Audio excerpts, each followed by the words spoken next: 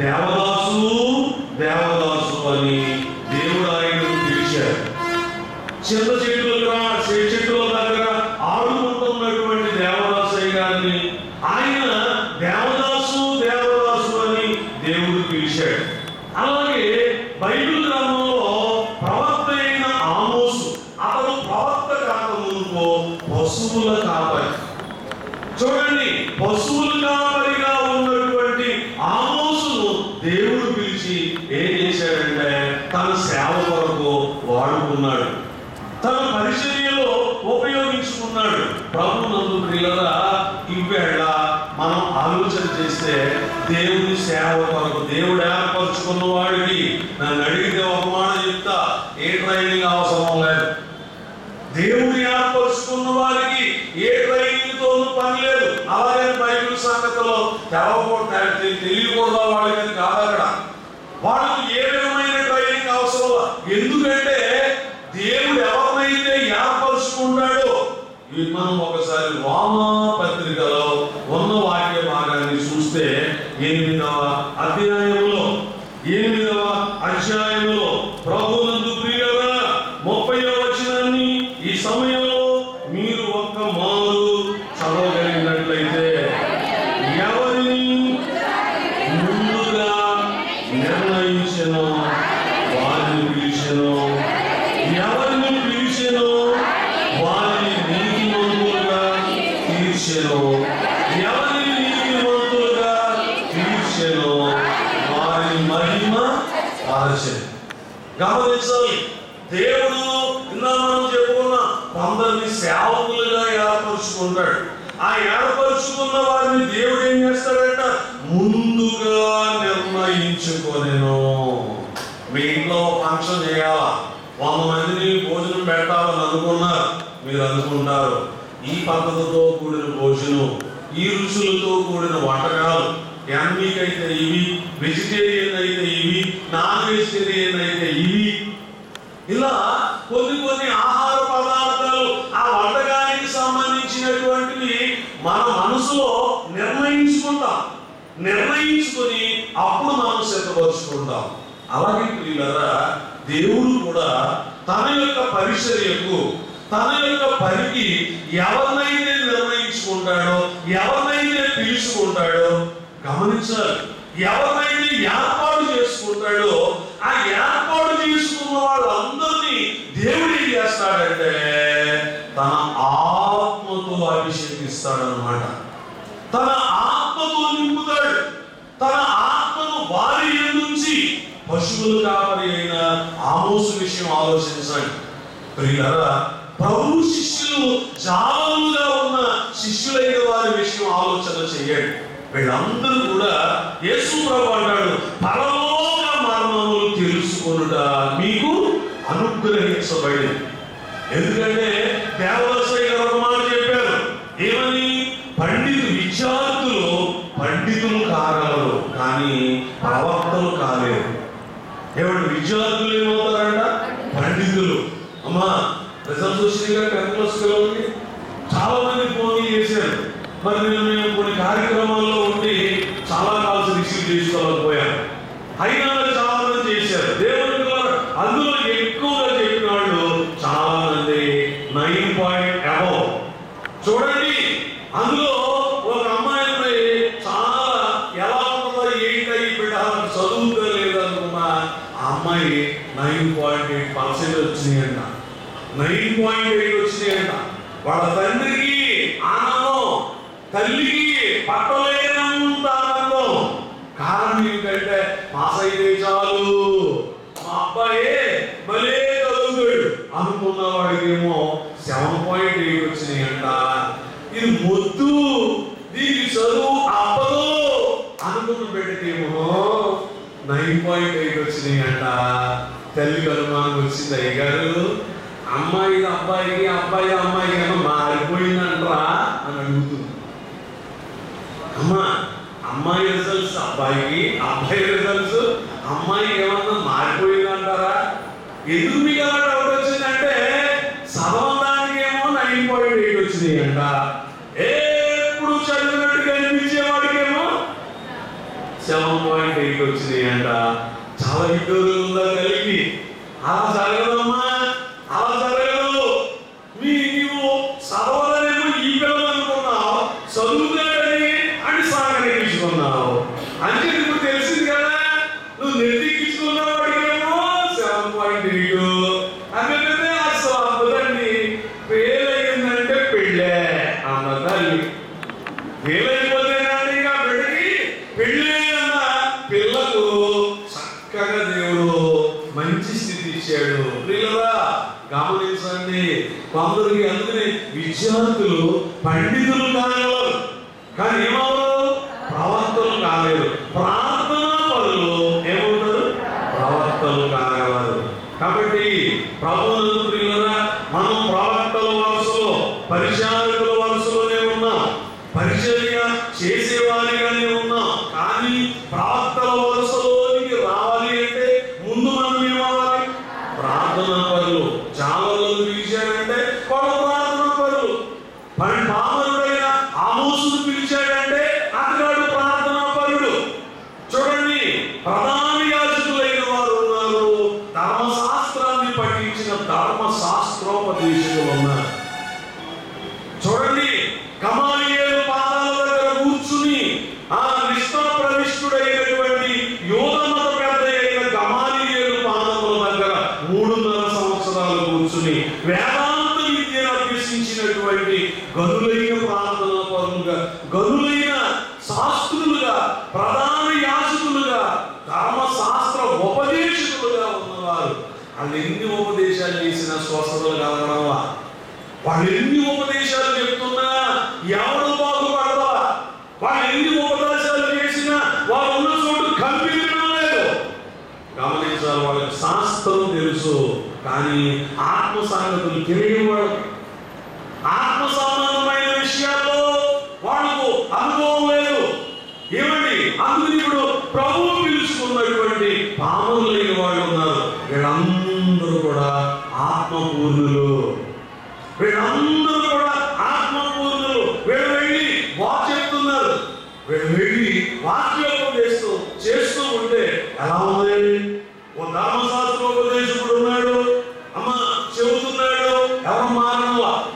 అదే ధర్మశాస్త్రోపదేశం, ధర్మశాస్త్రాన్ని పఠించకుండా దైవాత్మ చేత నింపబడిన పేరులు వెళ్ళి బోధ చేస్తున్నాడు. 5,000 మంది ఒక్కసారి మారిపోయారు, 3,000 మంది మరోసారి మారారు.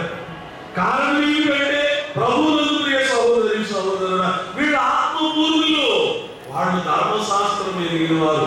ధర్మశాస్త్రం ఉన్నా ఏమండి దైవాత్మ లేనందువలన వాళ్ళ ఆత్మలను రక్షించడంలో వెనకబడిపోతున్నారు. వీళ్ళు ధర్మశాస్త్రం తెలియకపోయినా దైవాత్మకు అభిషేకింపబడిన వారు కనుక ఆయా భక్తుల చేత ధర్మశాస్త్రాన్ని రాయించిన దైవాత్మ వీరిలో వాడుకోవడం వల్ల వాళ్ళు ప్రార్థిస్తున్న స్థలం కనిపిస్తుంది. చెరసాలలో ఉంటే బ్రతలుని ప్రియులరా, ఆ పరిశుద్ధాత్మ పూర్ణులు నడుచుకుంటూ వెళ్తూ ఉంటే ఆ పరిశుద్ధాత్మ పూర్ణులు, ఆత్మ పూర్ణులైన వారి యొక్క నీడ ఆ రోగుల మీద పడతా ఉంటే వాళ్ళందరూ మాట్లాడాలి. వాళ్ళందరూ బాగుపడుతున్నారు, స్వస్థత పొందుతున్నారు. అందుకనే ప్రియులరా, పరిశుద్ధాత్మ శక్తి చేత వారంత బలముగా, వారంత గొప్పగా, వారంత ప్రబలముగా నింపబడి వాడబడుతున్నారు. కాబట్టి అందుచేత ఈనాడు నీవు కూడా, యేసుక్రీస్తు ప్రభువు కూడా ఆత్మపూర్ణుడు. మత్తయి సువార్త మనము లూకా సువార్త మనం 4వ అధ్యాయము 1వ వచనాన్ని జ్ఞాపకం చేసుకున్నప్పుడు లూకా సువార్త 4:1 వచనం, యేసు పరిశుద్ధాత్మ పూర్ణుడై. అలాగే 14వ వచనం కూడా మనం జ్ఞాపకం చేసుకుంటే అప్పుడు యేసు ఆత్మ బలముతో గలిలయకు తిరిగి వెళ్ళెను. చూసారా, గలిలయకు తిరిగి వెళ్ళెను. ఆ వెళ్ళే ముందు ఆయన ఎలా ఉన్నాడంటే ఆత్మ బలము చేత ఆయన అభిషేకించబడ్డాడు. అందుకే పరలోకంలో ఉన్న దేవుడు యేసుక్రీస్తు ప్రభువును గురించి చెబుతున్న మాటలు మత్తయి సువార్త 12వ అధ్యాయం 12 18వ వచనంలో అంటారు చూడండి, ఇదిగో ఈయన నా సేవకుడు, ఈయనను నేను ఏర్పరచుకోండి, ఈయన నా ప్రాణములకు ఇష్టమైన నా ప్రియుడు, ఈయన మీద నా ఆత్మ ఉంచెదను. చూసారా, దేవుడు ఏర్పరుచుకున్న సేవకులైన వారిని దేవుడు ఎలా ఉంచుతాడంట? అలాగే యోహాను సువార్త 3:34, యోహాను సువార్త 3:34 మధ్యలో చూస్తే ఎలాగా దేవుడు తాను పంపిన వారికి కొలత లేకుండా ఆత్మను అనుగ్రహించును కనుక ఆయన దేవుని మాటలే పలుకును. గుర్తు తెలుసా? దేవుడు తాను ఏర్పరచుకున్న వారిని చూడండి ఏం చేస్తాడంట? దేవుడు తాను పంపిన వారిని కొలతలేని ఆత్మతో నింపి పంపుతాడు. ఏమండి, దేవుడు ఎవరినైనా ఏర్పాటు చేసుకుని ఆయన పని కొరకు పంపాడు అంటే ఆ పంపబడిన వారిని ఎలా పంపుతాడంట? ఆత్మతో నింపుతాడు. కొరతలు కలిగిన ఆత్మ కాదు. ఎలాంటి ఆత్మ? కొరత లేని, అన్లిమిటెడ్. సెల్ ఫోన్లో ఇప్పుడు అందరూ ఫోన్ ఆన్ చేస్తుంటే చాలు, ఎవరికైనా డైలీ చేస్తుంటే చాలు, నెల 28 రోజులకు రీఛార్జ్ చేయించుకోండి, మీకు నెట్ ఉచితం, ఇన్ని కాల్స్ అన్లిమిటెడ్, ఇష్టం వచ్చిన చేసుకోండి. చాలా చాలా చాలా మాటలు చెబుతున్నారు. చూసారా, దైవాత్మ మనలో ఉంటే, దేవుని చేత పంపబడిన ఆత్మ చేత మనం నింపబడితే ఏమవుతుందంట? కొలతలేని ఆత్మతో ఆయన మనల్ని నింపినప్పుడు ఏమవుతుందంట? కొరతలో మనకి ఉన్నాయేంటి బాబు? మాట్లాడాలి. మనకేమున్నాయి? కొరత. హెల్త్ విషయంలో కొరత, ప్రమోషన్ విషయంలో కొరత, పిల్లల పెళ్లి విషయంలో కొరత, సొంత గృహం విషయంలో కొరత, జీవితంలో కొరత, కుటుంబాల్లో కొరత. చూడాలి, గమనించాలి. మన ఇన్కంలో కొరత, ఎన్నో ఎన్నో ఎన్నో ప్రయత్నాల్లో కొరత. ఏంటో నేను కొటాబొడి జీవితం అయిపోయిందండి. కొటాబొడి జీవితం అయిపోయిందండి. మా జీవితం అన్ని కొరతలే. ఈ కొరతలన్నీ తొలగిపోవాలి అంటే మనం ఏమవ్వాలి? కొలత లేని ఆత్మతో నింపబడాలి. ప్రభునందు ప్రియులారా, కొలత లేని ఆత్మనిచ్చి ఆయన పొందుతాడట. అంచేప్పుడు మరి గమనించాలి, ఈ కొలత లేని ఆత్మతో నింపబడి పంపబడిన ఈ బోధకుడు సేవలు ఏం చేస్తాడంట? బోధ చేయడం మొదలెడితే, బోధించడం మొదలెడితే దేవదాసయ్య గారు చెప్పారు ఏమని? జీవబోధలు చేయ జీవగలుగును వాక్యమందలి, జీవబోధలు చేయు గొప్ప జీవగలుగును వాక్యమందలి. ఏం బోధ చేస్తాడంట? చెప్పండి బాబు, ఏం బోధ చేస్తాడంట? జీవబోధలు వింటే మన శరీర ప్రాణాత్మలకు ఏమొస్తుందంట? జీవ అంటే చెప్పండి, జీవ అంటే ఏంటి? శక్తి.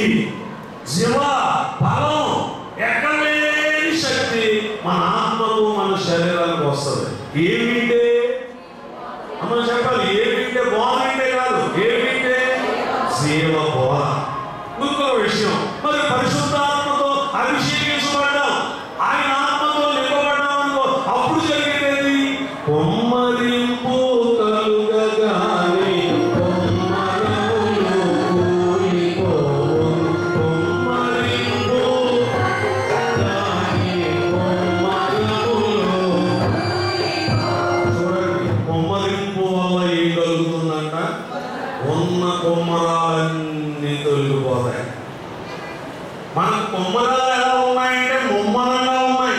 ముమ్మరంగా ఉన్న కొమ్మరాలన్నీ తొలగిపోవాలంటే మనందరం దేనిలో నింపబడాలి? కొమ్మరింపునిచ్చే దైవాత్మతో, పరిశుద్ధాత్మతో మనందరూ నింపబడినప్పుడు మన కొమ్మరాలు ఏమైపోతాయి? ప్రార్థన? అది కూలిపోవాలనే కదా తెల్లవారుజామున ఇప్పుడు లేచి నువ్వు మోకరించి చేసి నీ ఏకాంత ప్రార్థన. నీ కొమ్మరాలన్నింటి నుండి నువ్వు తప్పించబడాలనే కదా ప్రతిరోజు ఉదయం సాయంకాలం నీ సుఖం తగ్గించుకుని నీ నిద్ర తగ్గించుకుని కడుపు నిండా తింటే తెల్లవారు లేవలేమో అని తగు మాత్రం ఆహారం తీసుకుని ఇబ్బంది పడుతున్నావు. దేనికంటే కొమ్మరాలు తొలగాలి, కొమ్మరాలు తొలగిపోవాలి. కుటుంబం మీద, బిడ్డల మీద, మన మీద ఉన్న కొమ్మరాలు తొలగాలంటే ఏం పొందాలి? కొమ్మరింపు కావాలి. కొమ్మరింపు లేకపోతే ఏమో కొమ్మరాలు పో. అందుకనే ప్రియులారా, ఆ కొమ్మరింపు కొరకే దేవుడు కొందరు సేవలను ఏర్పాటు చేసుకుంటాడు. ఆయన సేవలో వాడుకోవడానికి పిలుచుకుంటాడు. ప్రియులారా, సమర్పించుకుని రావడం వేరు, పిలవబడడం వేరు, దేవుడు పిలవడం వేరు. మనం డెడికేట్ చేసుకుని సమర్పించుకొని దేవుని పరిచర్యకు రావడం వేరు. ప్రభువును ప్రియులారా, దేవుడు ఎవరైతే పిలుచుకుంటాడో వారిని ముందుగా నిర్ణయించుకుంటాడు. ఎవరిని నిర్ణయించుకుంటాడో వారిని ప్రత్యేకపరుచుకుంటాడు. ఎవరిని ప్రత్యేకపరుచుకుంటాడో వారిని తన ఆత్మతో ఆయన అభిషేకించుకుంటాడు. మరణాత అంచేత ప్రియ సోదరి సోదరులారా, మరి దేవుడు దేవదాసయ్య గారిని ఏర్పరుచుకున్నాడు. ఆయన అభిషేకించారు. ఈనాడు లక్షలాది మంది ప్రజలను ఆయనతో ఆకర్షించగలిగారు. ఆయన ఏర్పాటు చేసిన బైబిల్ విషయంలోకి దేవుడు రప్పించగలిగాడు. ప్రియులారా, అలాగే ఈ రాజమండ్రి పట్టణంలో 50 సంవత్సరాల క్రితం సుదర్శనరావు గారిని దేవుడు పిలుచుకున్నాడు. వైద్య వృత్తిలో ఉన్న సుదర్శనరావు గారిని దేవుడు పిలిచాడు. ఇదిగో నా సేవకుడు, నేను ఏర్పరుచుకున్నవాడు, నా ప్రాణములకు ప్రియుడు, ఇతని యందు ఏమంటాడు? ఇతనికి నేను కూడంత ఆశీర్వాదం ఇచ్చాను, ఇతన్ని నేను ధనవంతునిగా చేశాను, ఐశ్వర్యవంతునిగా చేశాను, సంపదగా సిరిగలమానిగా చేశాను అంటా. ఏమన్నాడు వాళ్ళు? ఇతని యందు ఆ ఆత్మ చేత నింపబడిన వాని యొక్క బోధ, జీవబోధ, ఆ ఆత్మ కొమ్మరింపు కలిగిన వారు దగ్గరకు మనం వెళ్ళి ప్రార్థన తీరులు పొందుకోవడం వల్ల కొమ్మరాలన్నీ తొలగిపోతాయి. చూసారా ప్రియులారా, ఆయన దేవుడు వెలిగించాడు, నడిపించాడు, అనేక ప్రాంతాల్లో బలముగా వాడుకున్నాడు. 23 సంవత్సరాల క్రితం ఆయనను దేవుడు పిలుచుకున్నాడు. ప్రభువునందు ప్రియ సోదరి సోదరులారా, మరి చూడండి, మరి ఆయన 1965 సంవత్సరంలో మరి నేను తల్లి గర్భంలో ఉన్నప్పుడు మా నాన్నగారు నా భార్యకు శుభకార్యము కావాలని ప్రార్థన చేస్తూ ఉంటే ఆల్రెడీ అప్పటికే మా అక్క మా అన్నయ్య పుట్టేశారు. దేవుని ద్వారా ఆ సమయానికి మా నాన్నగారు ఓదం విషయంలో ఉన్నారు. బైబిల్ విషయంలో వచ్చిన తర్వాత నేను పుట్టాను. ఆ పురుడు సమయంలో ప్రార్థన చేస్తూ ఉంటే ప్రభువు అన్నారు, ఏమని? పుట్టబోయే శిశువును నాకు అప్పగించా, నా పరిచర్యకు అప్పగించు, నేను ఏర్పరుచుకున్నాను.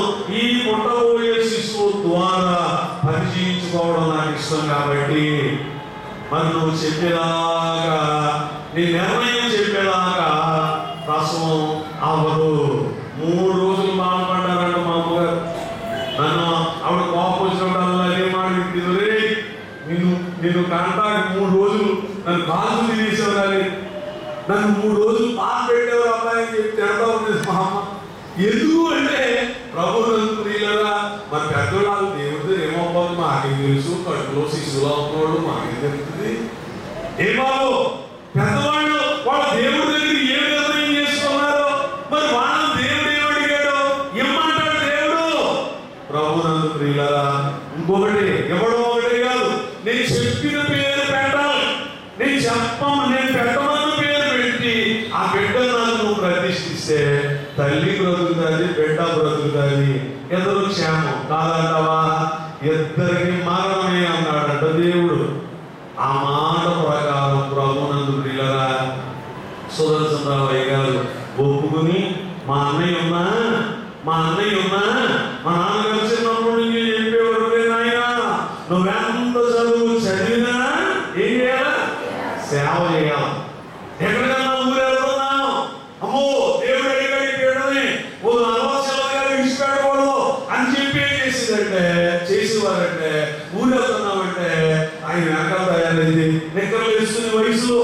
4-5 తరగతులు చదువుకునే వయసులో వెళతా ఉంటే ఆయన్ని పత్రికలు ఇచ్చేవారు.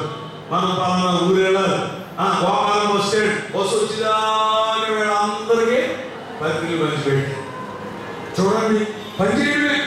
బస్సు ఎక్కడ సీట్లో కూర్చోమా అంటే కాదు, బస్సు ఎక్కిన తర్వాత కూర్చున్నా కుదురుగా ఎలా అంటే లేదు, బస్సులో కూడా అందరికీ పంచాలి.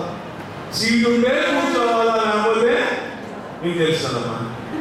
చూడండి మరి దేవుడు ఒకవేళ రైలు ఎక్కాలనుకో, రైల్వే స్టేషన్కి వచ్చేవారుకోండి, రైలు వచ్చేదాకా ప్లాట్ఫామ్ మీద ఉన్న వాళ్ళందరికీ పంచాలా, రైలు ఎక్కాక ఆ భూమిలో ఉన్న వాళ్ళందరికీ పంచాలా. ఇలాంటి సెలవులు వచ్చినాయి అనుకోండి, మా నాన్నమ్మ దగ్గరికి పంపేవారు, గొడుగు వాళ్ళు మా నాన్న దగ్గరికి పంపేవారు. మా తాతకు 2 సెలవులు వస్తే ఒరే వచ్చేదాని వాడు పొలంలో మా నాన్న సాగిపోయారు.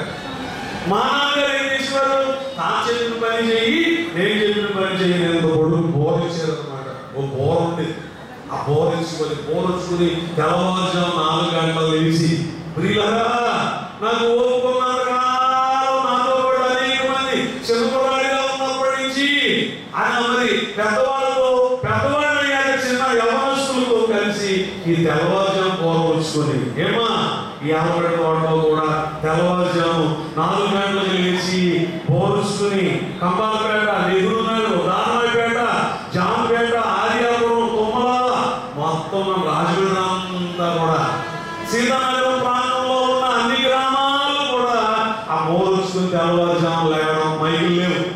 మరి దేవుడు వాక్యం ప్రకటించడం అలా అలవాటు చేశారు. అయితే చిన్నప్పటి నుంచి ఉన్న అలవాటు ఏంటంటే ప్రతి గురువారం పాలు తాగకుండా, మా అమ్మగారు ముట్టుకునేదంట పాలు తాగకుండా ప్రియులారా అలా ఉండడం వల్ల ఇక ప్రతి గురువారం మరి మా అమ్మ తలస్నానం చేయించి ఇంక పాలు తాగడని చెప్పి అలా విడిచిపెట్టింది. ఆవిడ ఎంత ముట్టుకున్నా ముట్టుకునే పరిస్థితి కూడా కాదట. అంచేత ప్రియులారా దేవుడు అలా ఆయన సేవలోకి పిలిచాడు. సేవలోకి పిలిచిన తర్వాత మరి మా నాన్నగారు మరి ఎక్కువ ప్రయాసపడడం వల్ల చిన్న వయసులోనే ఆయన శారీరకంగా బహుబలహీనులు అయిపోయారు. ప్రభునందుకునే సోదరులారా చూడండి, మా అక్క, మా చెల్లెళ్ళు, మా అన్నగారు వీళ్ళందరికీ వివాహాలు చేసే ముందు ఆయన అన్నారు, నేను ఇప్పటికే సంఘాలు ఎక్కువ, సేవ ఎక్కువ, ఇప్పటికే నేను వీక్ అయిపోయాను కాబట్టి నువ్వు పక్క చదువుకోవాలి, ఓ పక్క చెప్పండి సేవ చేయాలి.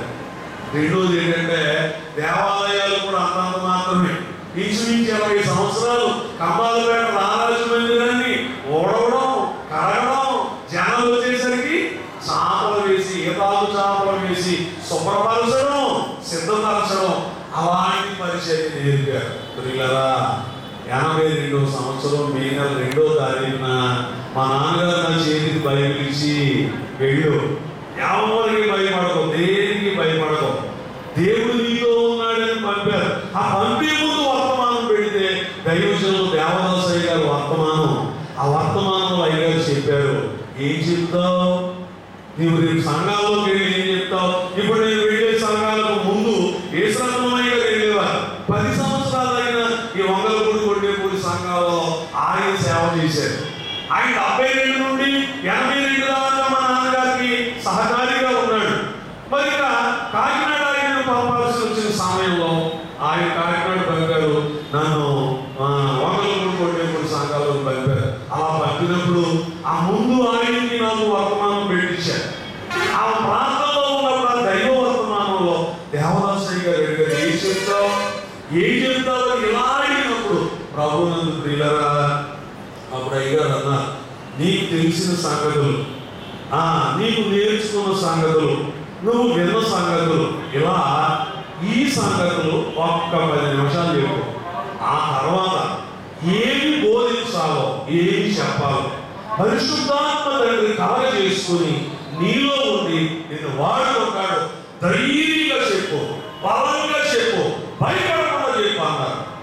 అందుకనే నేను ప్రసంగానికి ఎక్కడికి వెళ్ళిన తడుగులు పడినా ఉండవు.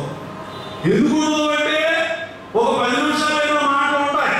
ఆ తర్వాత ఎంతసేపు మాట్లాడినా నేనేనా చెప్పాను అని చెప్పాలనుకుంటా ఉంటాను. కారణం ఏమిటంటే ప్రభువునందు ప్రియమైన వాళ్ళ ఒకసారి ఉన్నాను ఈ బైబిల్ స్టాండ్ దగ్గర నిలబడి పుల్పిట్ దగ్గర నిలబడి చెప్తా ఉంటే ఒక ఆవిడ కొత్త వచ్చిందంట. ఆవిడ అనుకుంటుందంటే ఏంటి ఈ వయసులో చిన్నోడు ఎవరో 70-80 సంవత్సరాల వయసున్న అనుభవజ్ఞుడిలా మాట్లాడుతున్నాడు, ఏంటి ఇంత లోతైన వాడు చెబుతున్నాడు అని చెప్పాట.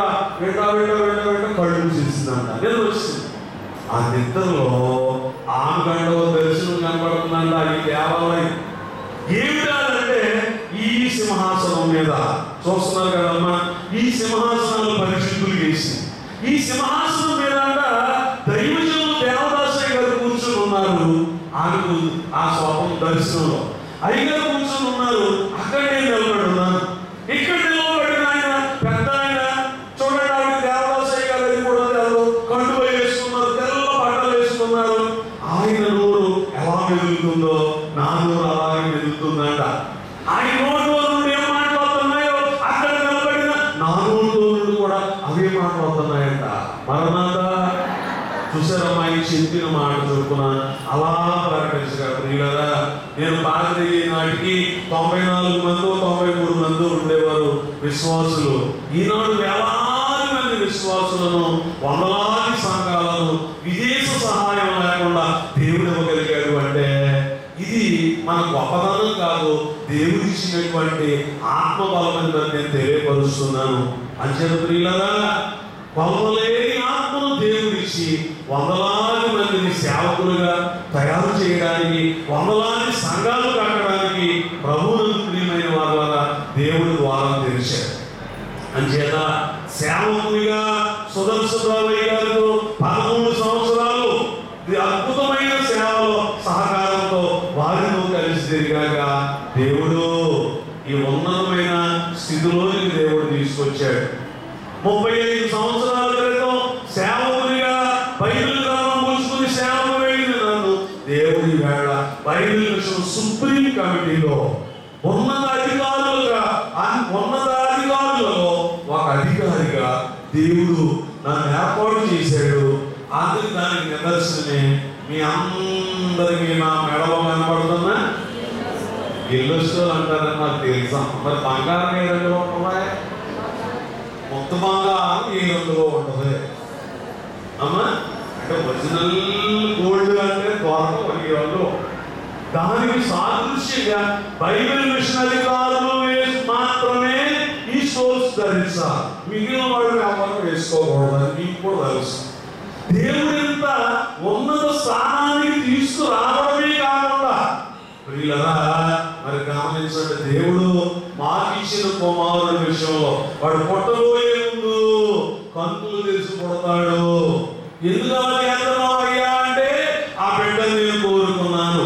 కన్నులు అందులైన వాళ్ళు ఉన్నారు, చెవులుండి పదిలైన వాళ్ళు ఉన్నారు, వినలేని వాళ్ళు ఉన్నారు, కళ్ళుండి చూడలేని వాళ్ళు, చెవులుండి వినలేని వాళ్ళు ఉన్నారు. అటువంటి వాళ్ళందరినీ నా తరపు త్రెప్పడానికి మీకు కుమారుడు ఎత్తున్నాను. జాగ్రత్తగా పెంచి చదువు పూర్తయ్యాక నా పనికి అప్పగించండి అన్నారు ప్రభువు. మరణత ఒప్పుకుండే ఇచ్చాడు దేవుడు. మా సేవకే 3 కొడుకులు ఉన్నా తీరనమ్మా. దేవుడు మాకు అప్పగించిన పనికి 3 అబ్బాయిలు ఉన్నా ఇంకా తప్పే. కానీ దేవుడు ఏం చేశాడు? మాట్లాడే ఒక్కడనే ఇచ్చాడు. అందుకనే మా అమ్మాయిని అంటాను, అమ్మా నేను చదివేస్తున్నాను, చదువుకోండి,